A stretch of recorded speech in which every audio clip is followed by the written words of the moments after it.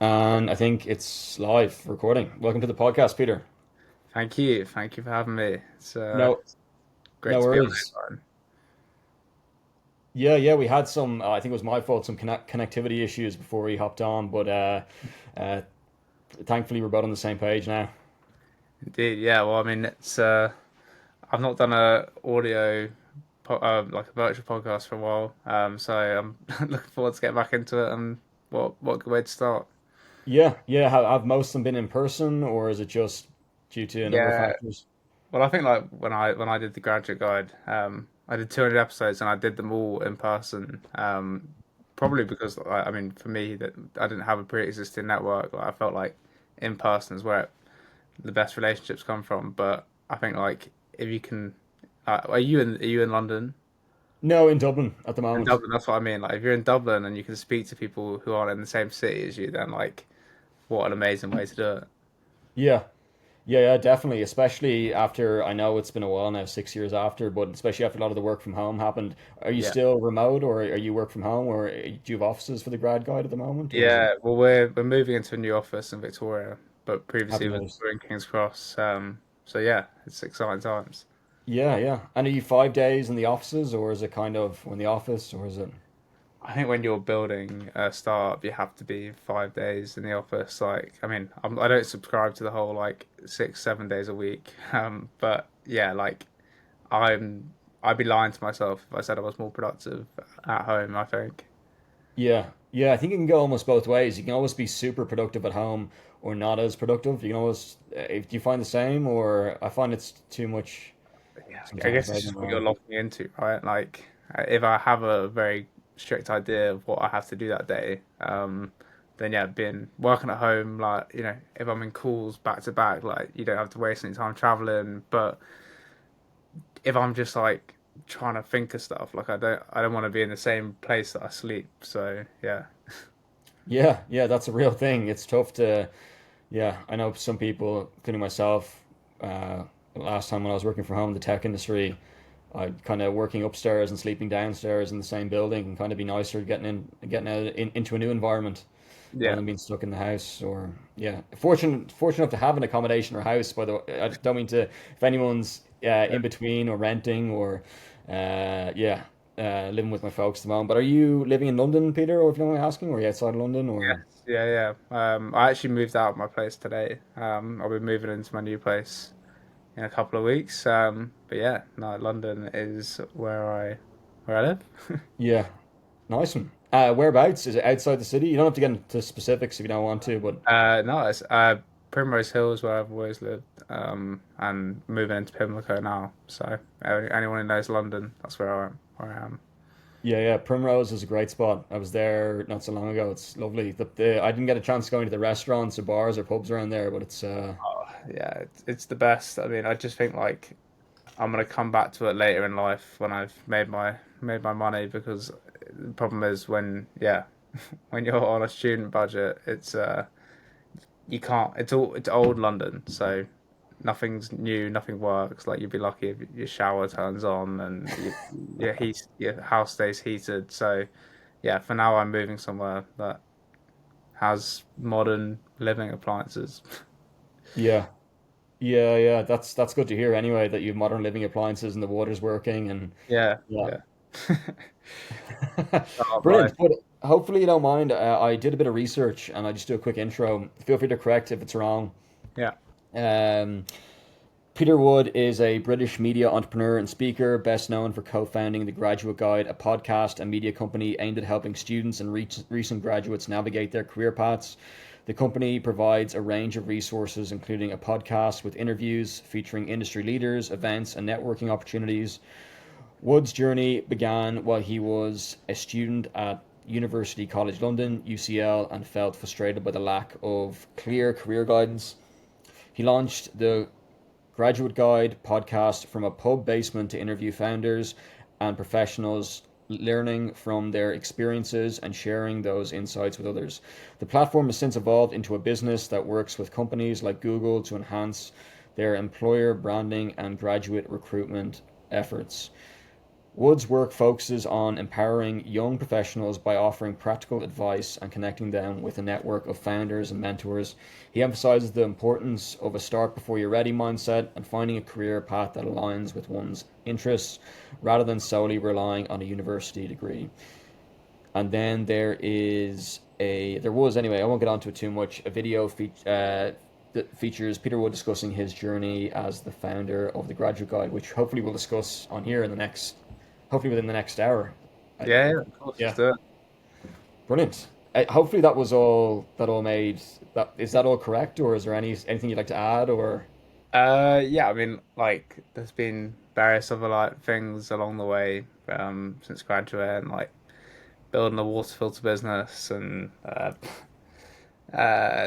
working on hackathons in the US and the UK, and then ultimately what we're going into now with the acquisition and a new joint venture. So yeah, happy to sort of get into it all. yeah, yeah, nice one. And I'd love to know when you going pretty far back to early childhood. If you don't mind, what year were you born in? Or I was 95 or 2001. what? 1991. 2001. So 2001. Yeah, yeah, yeah. 24. 24. Nice. Nice. And in London were you born or was it Yeah, like just outside London, so always in and around. yeah, yeah, yeah. And if you don't mind me asking, what was early childhood like? Were you into entrepreneurship then or was it Uh, yeah, I think my childhood was perfectly normal. Like it was, yeah, good school, nice area, but like, uh, truthfully, I, I didn't know what I wanted to do. I never felt like I was necessarily entrepreneurial. I didn't really know what that meant, and I wasn't particularly academic. But I think like the thing I always like just really gave a shit. Like that was like me as a kid. Like I cared a lot about people. I cared about how I did. I cared about what people thought of me. And I think the schooling system at one point, like very much eroded that out of me. Where I think everyone kind of clones and becomes like a version of themselves that is not truthful to them, and so I think a lot of my childhood was actually like trying to like reclaim that younger version of myself, the one who really did care and who was curious. And ultimately, when I came into university, I think I had actually probably learned more about myself than most, and not because I'd had any rock bottom awful moment, but just because I was like very like I wasn't content with just being someone I wasn't from a young age. and if you don't and to kind of and I don't want to ask again if you don't mind me asking I don't want to say that Honestly, again but like, you don't need to preface these questions anymore. Like, I could ask anything. okay did that come from the not knowing kind of what you want to do maybe I'm putting kind of words in your mouth here or was that from the curriculum do you think or kind of the school you're in or the upbringing or was that something else Yeah, I don't know. I mean, like, my dad is a founder. Like, he built his business for the last 30 years, and I mean, I always saw him as an architect. Like, I never saw him as a business person. And he never like proclaimed himself as one either. Like, I think it's in recent years people start like putting founder next to them and just calling themselves a CEO. Like before, you just we're trying to build something and invent something and do something different. And so like in that sense, I definitely had exposure when I was younger to maybe being different to what everyone else was doing. I think probably the answer is a bit of all of them, right? Like the curriculum is problematic for uh, the kind of jack of all trades, master of none people. Like for a long time of my life, I thought, oh, I wish I was just really good at maths, and life looked really easy if you could just had that kind of brain that barely had to do any work and just smashed it out. And then I think as I've gotten older, I've kind of seen it as a blessing to have not known what I wanted to do or not been prescribed it just by sheer intelligence or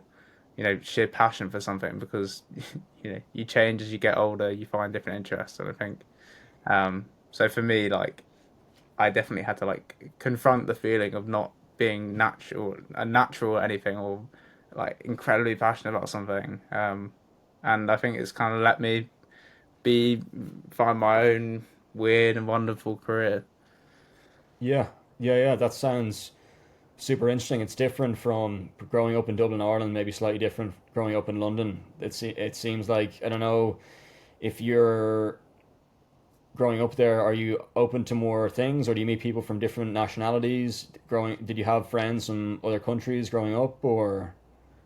I would say it's still quite a bubbled existence, like when you're young, and you can continue to live that way for a very long time if you don't want to. But like for me, I was always like as soon as I was 18, I left the UK. I went and I was a ski instructor in Canada. I bartended in Spain. I traveled the world, and I was like, I found that yeah, I love being exposed to different cultures. And when I came back to London, it gave it a whole new lease of life because it really is this melting pot of different people and ideas. And UCL has the most international students out of any university in the UK. So I think going there, like, yeah, it's been amazing. And definitely I wouldn't say it's a normal upbringing. And I'm not sure where you're from, but like, probably there aren't many places like London.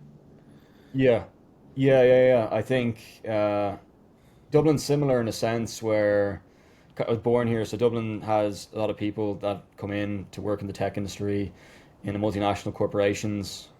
But even growing up in school, there's a lot of people that come from other nationalities. I'd say about less than 20%, I'd say, but there's still a good mix of people that come here from different places around the world for education purposes and for work. So, and just for traveling as well. But I'd love to know then, when you were in secondary school, did you have any, or is it called secondary school in the UK, or is it? Yeah, but basically. Yeah. It's called this college, and I'm not too familiar with how it works. Is it? Well, I ended up going to a school where they called it third form and fourth form and fifth form and then sixth form. Like, Okay. Yeah. Similar to Ireland. yeah. And were you interested in entrepreneurship then, or was it something that came in college with the grad guide? Yeah, I mean, like I said, entrepreneurship was not something that like I really understood like the meaning of. Like, I think I probably was more interested in the sort of creator world, like growing up as a YouTube kid, seeing like, the Sidemen and what they've gone on to become. Like I was more interested in that world of like, oh, these guys just sort of thought of something that would be a cool way to live their life and do, and they just went and did it. And like I always saw that lifestyle and was way more attracted and motivated to do things that led me in that direction than the more corporate paths. Yeah.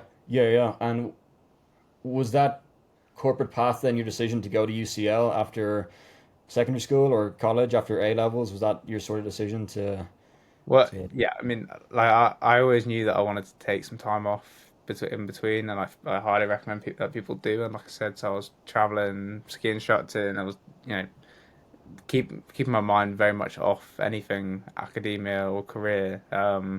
And then when I was out there, I just thought like the idea of going to anywhere but London just felt wrong. Not because like I studied history, not because I was super passionate about becoming a historian, but I just knew that like that's where careers are built. Like not, we're talking about Primrose Hill. Sometimes I get these moments where I walk to the top of the hill in the morning and I'll just like look down on this huge city and just think like I'm about to get on a line bike and just like ride into that city and just make shit happen. And I just think there's it's that's I guess where like this entrepreneurial spark of like just wanting to make people believe in things that don't yet exist, shit, move things forward, like live your life vicariously. And so, if you want to call it an entrepreneur, you can, but I'd say it's more just like I get sufficiently pissed off by things and try and solve them, and I get sufficiently motivated and passionate about, yeah, things to actually go through and do them on a day-to-day basis. Yeah, yeah. Going into the city every day is something that I can relate to. It just definitely when I remember in my early 20s, I don't want to make this about myself, but going into the city is something that just it gave me a lot of energy. I don't know. You mentioned the same. You kind of sparked your entrepreneurial journey. Yeah, yeah. I mean, I guess you can do it anywhere nowadays, but it's it's a pressure, right? Like it's a pressure that you've either forced yourself into or very much accepted. And like I often say that if you treat London well, it'll treat you well. If you treat it like shit, it'll treat you like shit. And that's just kind of how it is. Like if you just are doing your normal 9 to 5 that you could do anywhere, you're paying a lot of money to live in a very busy place with not much room, and like you might as well be living anywhere else. But if you really like get up and you're like, whoa, like what is this place? Like, where can I go today? Who can I see? Yeah, it makes career building at least a lot more exciting. Yeah, yeah, yeah. Yeah. I like that term career building. I don't think I've ever come across that before. Is that something you learned in UCL, or is that something that you defined in grad guide, or No, no, just like I guess that's what you're doing, isn't it? Like yeah, by you're building your career, and like for a while I probably didn't, you know, I almost probably benefited from not categorizing things as career building, like just more, following your youthful naivety and natural curiosities. And I think that's all this journey, my career journey and what I've documented online is a product of that. It's a product of putting myself out there and following things that don't traditionally make sense for a career. And I don't think there's ever been a more exciting time to try and do that. And while there's a really bad job market going on, I'd say you might as well make up your own rules of career building because yeah, there's no one way of doing it anymore. yeah, yeah. Yeah. And by the way, I just want to interject for a second and mention that I think maybe the term career building, I've come across it before. So if anyone's listening, in maybe in any place that I've been, college wise, or I think work wise, that I may have mentioned before, but I just haven't heard it in a while. And I find you mentioned that it's a bad job market at the moment uh, in London, or is it? I find in Dublin it's quite interesting. I don't know whether a lot of graduates are coming from secondary school and then going to college and then looking for jobs straight away into grad programs or into tech sales, big in London as well, or is it a Yeah, I mean, like I think there's there's loads of different industries in London. I mean, it's traditionally very service, consulting, banking, law, those kind of industries. Like the startup scene is becoming more exciting, but like this is part of why I have been building my career and business in this way. Is that like, you know, I forced myself into the startup world. Like I made people delegate responsibility to me. In small founding teams, I scaled things and got paid nothing to do it.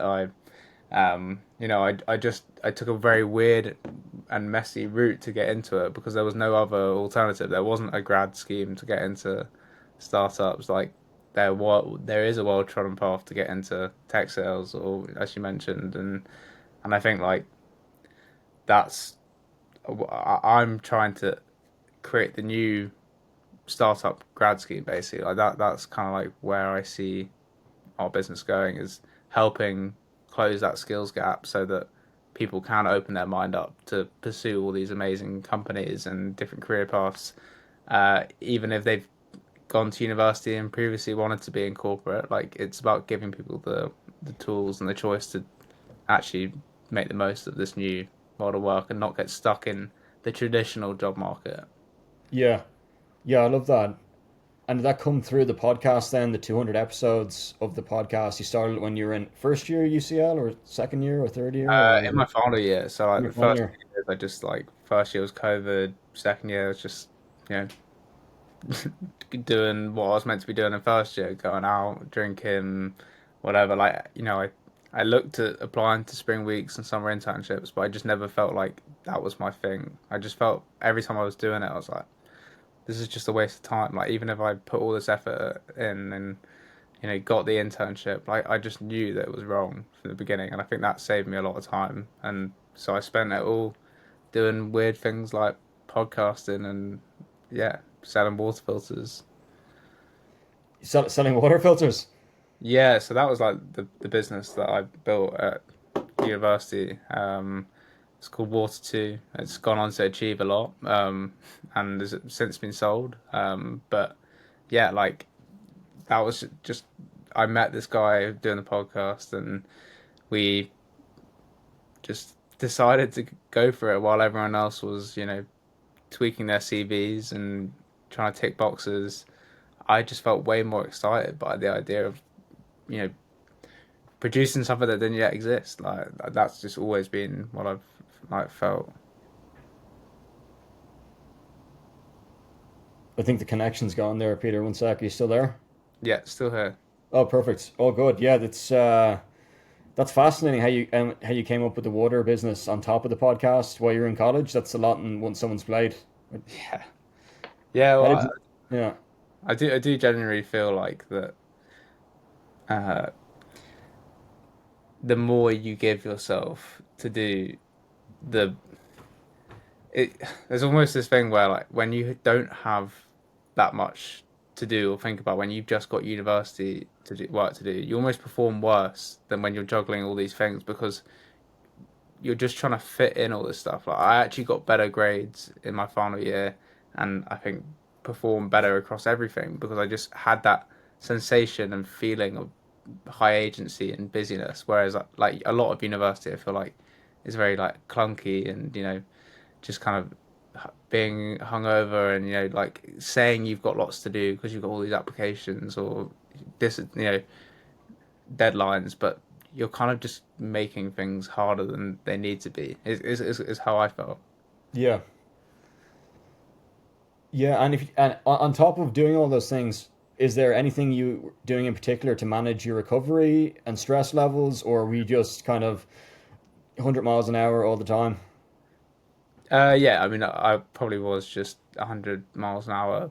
Uh, I don't think it was just well, it wasn't sustainable for a fact, but I'm so glad I did it because I think when life it does have these kind of streaks of momentum, and it you can't avoid uh, when you're like deeply passionate about something and like you just can't stop thinking about it. I think sometimes you do have to let yourself learn the hard way that uh, you have to bring health and balance into everything. You can't just start with one thing and then bring the others. I often think that like life is a series of kind of getting slapped in the face, and it's about how you react to it all.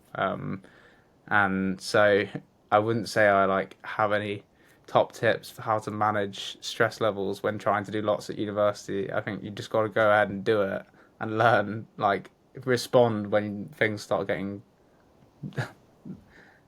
diminishing marginal returns.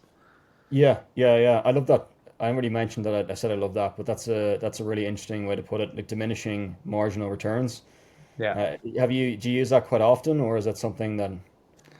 Well, I guess it's picked up from sort of GCSE A level economics, but I suppose it just felt Yeah, like yeah, yeah, yeah. My bad. It's been a while since I've. Yeah, yeah. I was in the Irish curriculum, so it's a different sort of. Yeah, yeah, yeah, yeah.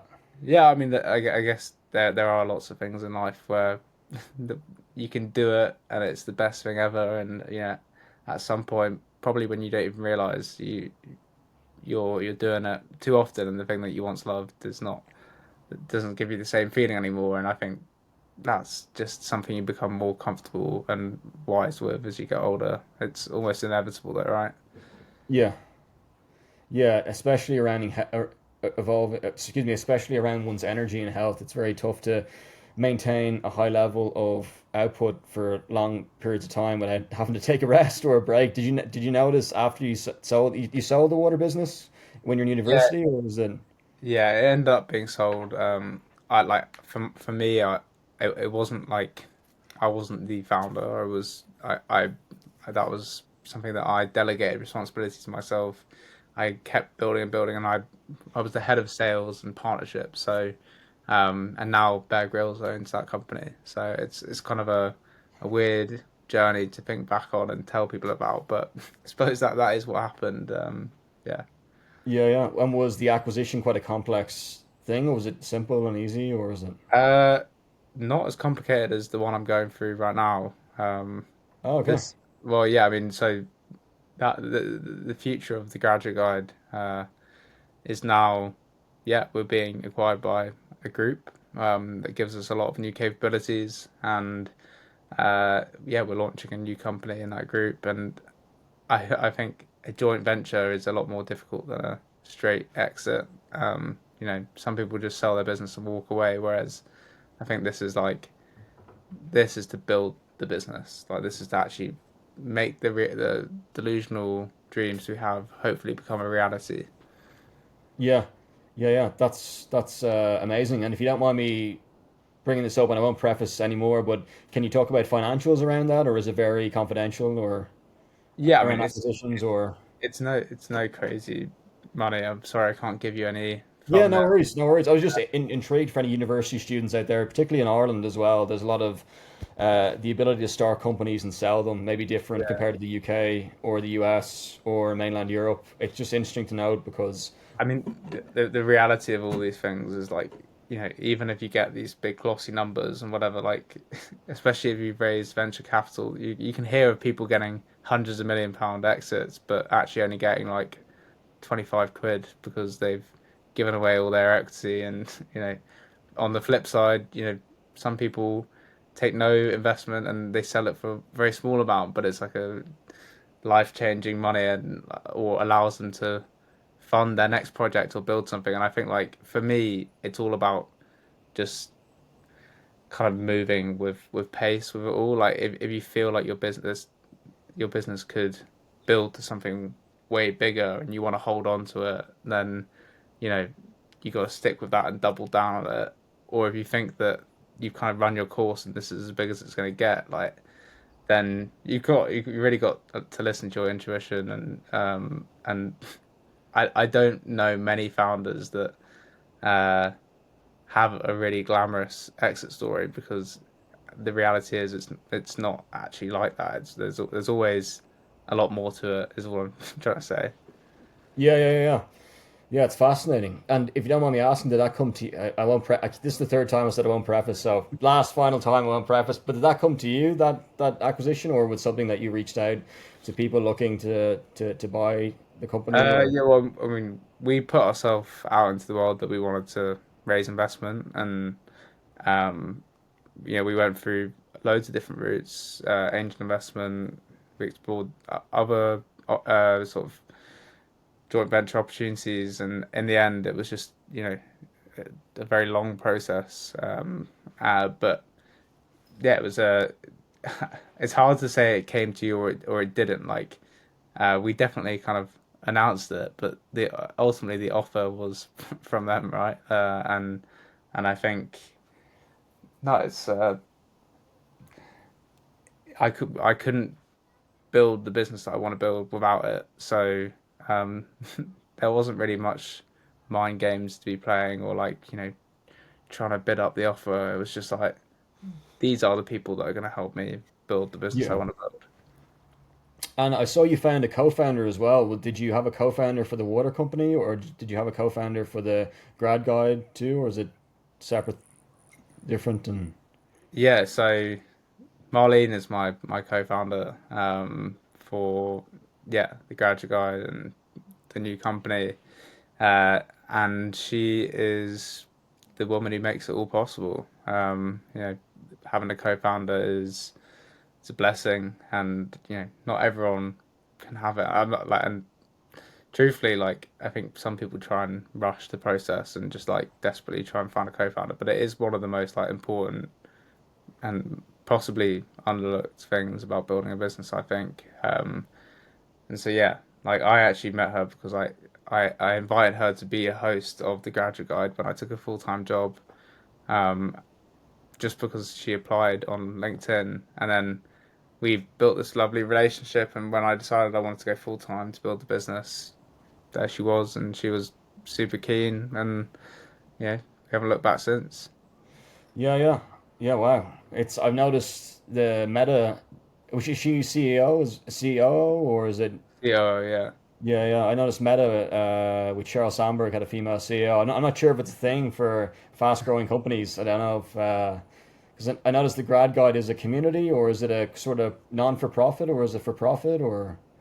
So yeah, the Graduate Guide is, well, it is a community that's sort of sponsored by NatWest, and then the new company is a business that focuses on upskilling, talent acquisition, training and development, employer branding for scaling businesses. So that's what we do. That's what we've been working towards being able to do for a long time. And yeah, it's all about helping talented early early career people get into the best, fastest growing companies that would live or die without the best talent. Yeah, yeah, yeah. And is it mainly towards companies in London or targeting the US and Dublin and Paris or is it? For now, it's yeah very UK based. Okay. So yeah, the group we're joining is sort of a big national company. But yeah, I don't. The US seems like a whole another kettle of fish that I will maybe one day get into, but can't possibly think about right now. Yeah, yeah, it's super exciting. Super exciting. You mentioned you have a number of other projects on top of the grad guide in the pipeline, or is that the main one, the acquisition? Yeah, so that yeah, that is the main thing. It's going to be called Caliber. I should say like yeah, I'm not sure whether this is coming out, but yeah, this is yeah, that's the business. It's going to be helping scale ups with their learning and development and their talent acquisition, and yeah, just building the best teams for scaling companies. But also restarting my new media piece called Understanding Ambition, which is all about, well, it's about the cultural ambition of the UK and how we can reignite that. It's about individual ambition, how you can make ambition work for you, and not like, pursue escapist activities, or uh, you know, how you can actually like maximize your ambition and live in a healthy way with it. And then also about the collective ambition, how to make other people believe in your ambitions and build a team. And I'll be doing that by interviewing 50 founders in the UK that I deem to be the most ambitious people, and making a little documentary about it. Brilliant. Yeah, you're gonna bring it on to YouTube, the documentary, or is it gonna be Yeah, well, I Netflix? guess start on YouTube, and then yeah, next thing you know, hopefully Netflix, ITV. Yeah, Yeah, yeah. Excuse me. Yeah, BBC, ITV. There's so many different options. Amazon as well. That's fun. yeah. That's. I mean, I can't wait to be honest. I had to take a bit of a break from all things podcasting and media to focus on actually learning how to build a business. And now I feel like I've kind of gone through that baptism of fire. I'm ready to go again. Yeah.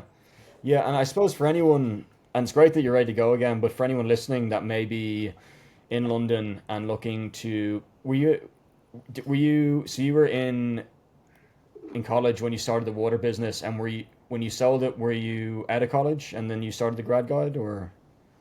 Yeah. So I mean, if very simply it goes university, studying history, started the podcast.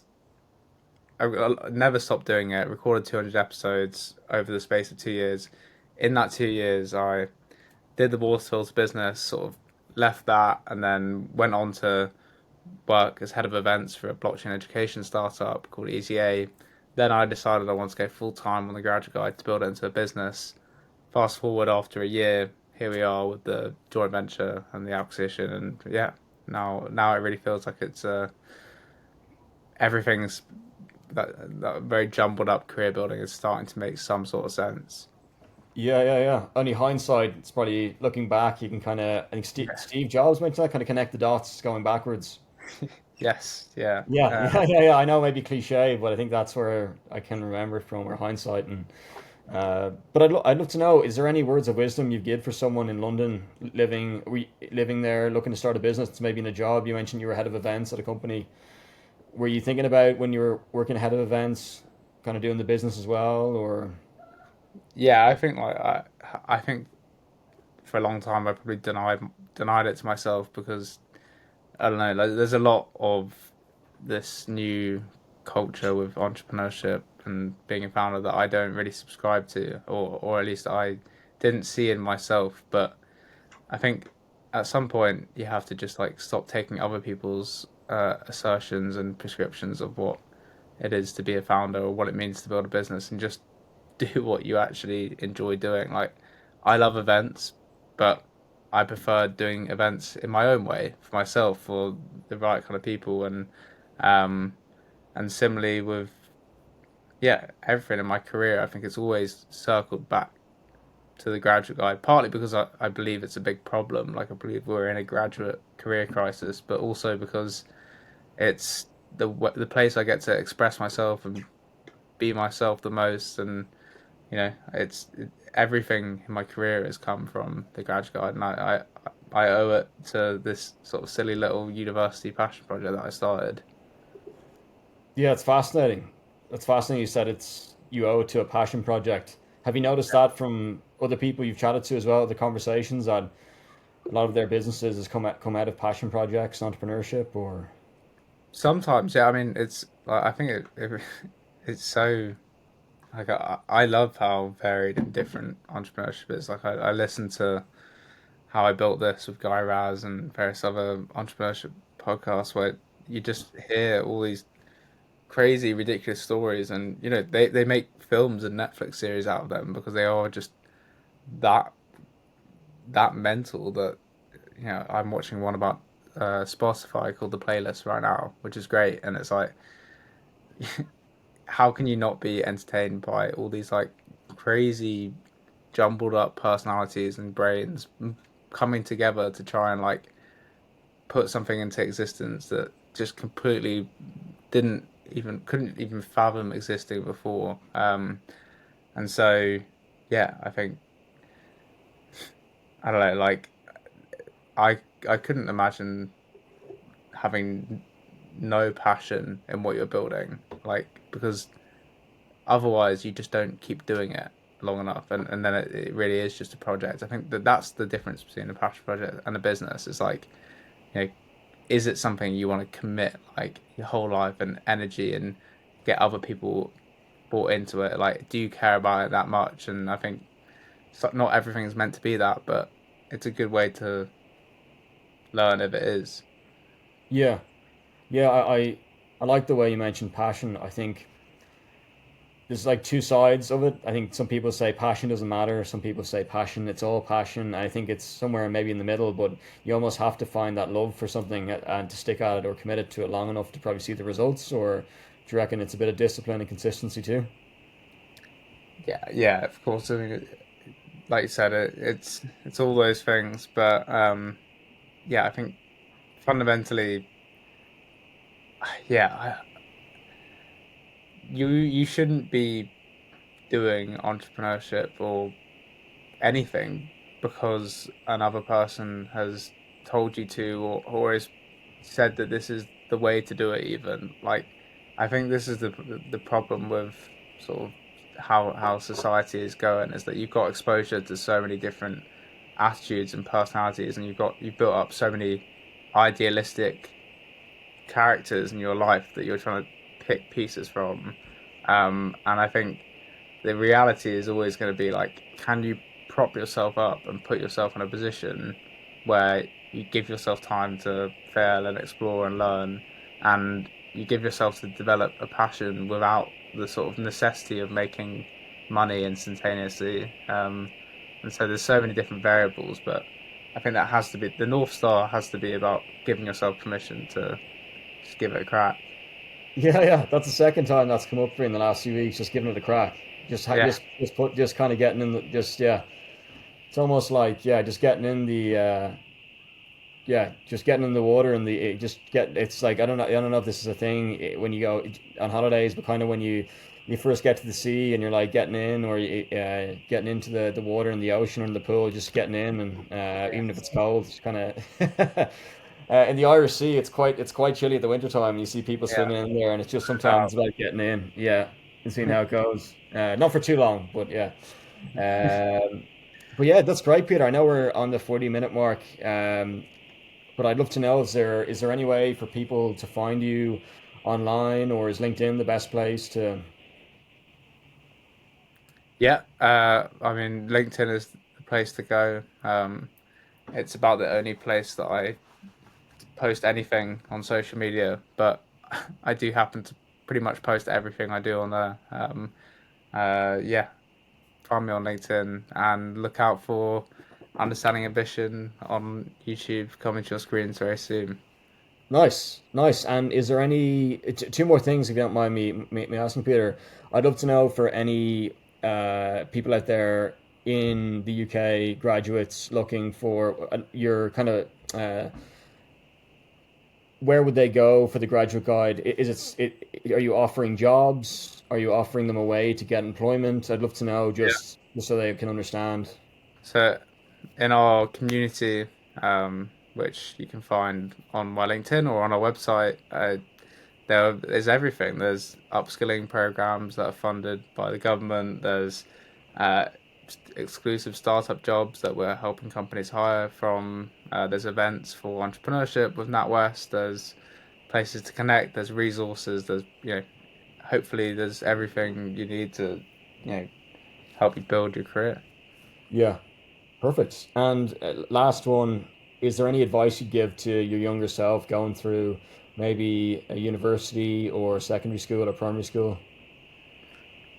Uh, like you think that school means everything.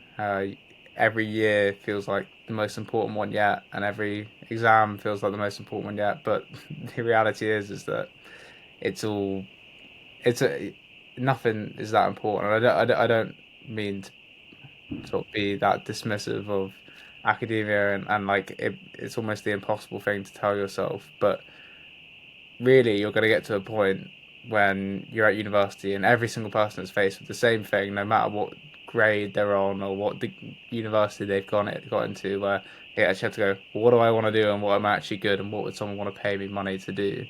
And that's the most humbling thing. So the more you can start thinking about that versus like what academic subjective score you get given, like the better it will treat you, I think. Yeah, yeah. Do you think that served you well, focusing on sort of what someone can pay me for rather than just grades? Or Yeah, I mean, yeah, okay. And if not, what someone can pay you for, what can get you into rooms that you don't belong in? What can give you the right to speak on topics, and what can just generally give you that zest for life that definitely school can't always give you. yeah, yeah, love that. Thanks for popping on, Peter, to the podcast today. And I know I said an hour, but cutting it a bit short on 43 minutes. Yeah, all good.